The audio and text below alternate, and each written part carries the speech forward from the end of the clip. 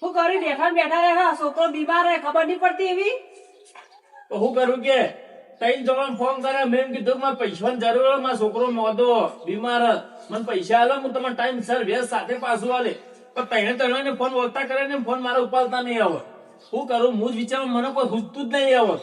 તો એ દારૂ પીઓ ને એટલે કોઈ પૈસા આવતું નહીં તો એ દારૂ પીઓ એટલે ભોગવવા દાડા આયા છોકરા કશું એવી શું ખબર જ પડે આખી દાડ કેટલા પૈસા ઘરમાં પડ્યા હોય દારૂ ના પીતા હોય તો ખરેખર સાચી વાત આજ મને પસ્તાવો થયો. પણ હું કરું કે આખી જિંદગી મેં દારૂ જ પીધો, એક રૂપિયા મેં વધારે નહીં ગેસ. એના કારણે આજ મારા દીકરાને ભોગવવું પડે. છતાં બાપે આજ હું એને દવાખાને નહીં લઈ જાય કે એક રૂપિયો નહીં મારા પર. જેટલા પૈસા એટલા બધા હું દારૂ જ પી ગયો. ખરેખર આજ મને એમ થાય કે હું ખુદ મારા મરી જવું પડે કે આજ મારા દીકરાને હું નહીં સાચવી કેતો. પણ હવે હું કરું કે હું ખુદ આજ લાચાર હું કે દારૂ પીધો ને કદાચ મારી કોઈ કેડી જ નહીં. તો એ જો ભાઈબંધ દેખા હું ફોન કરીને પૂછી તો ફોન તો ઉપાડે નહીં ને હું રૂબરૂ મળું કે રહ્યો મારા ભેગું રોજ બે મારા ભેગું રોજ આવે રહ્યો.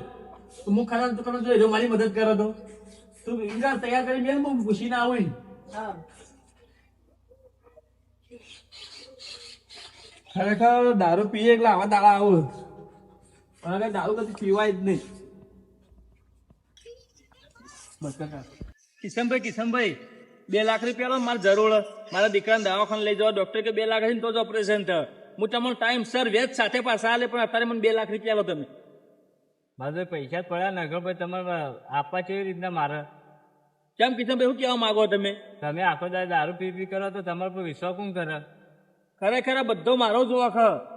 આજ હું આવડો મોટો સક્ષમ હતો મારા દીકરાને હું દવાખાને નહીં લઈ જઈ તો બધા દરેક આવું જ કોઈ મને દારૂ પીવાના કારણે કોઈ પૈસા નહીં. તમે તો મદદ કરો કિશનભાઈ, હું ટાઈમ સર પાછા લે. આપણે તો ભેળા ફરતા ભેળા રહેતા. ભેળા ફરતા તાર વાત સાચી ભાઈ, પણ પૈસામાં નહીં લેવાનો આપડે. તું અપૂજા ના તો મારા તમે આપવા કેવી રીતના પૈસા નહીં મળું ભાઈ તારી રીતે તું કર.